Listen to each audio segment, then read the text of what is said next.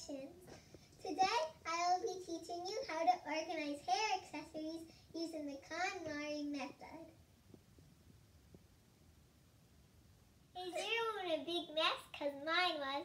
I couldn't find anything to get ready for school. So now I'm going to show you how to organize your hair accessories using the Konmari method. Now let's get started.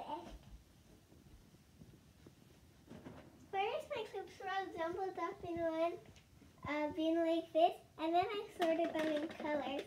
My mom went to Dollar Tree and got me these bins to put them in. And here's what they look like now.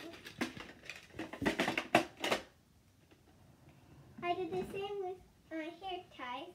I sorted them by color, and my mom got me these containers, and we put them in the containers. Do you want to do the same with your room too? If you like this video, give it a big thumbs up or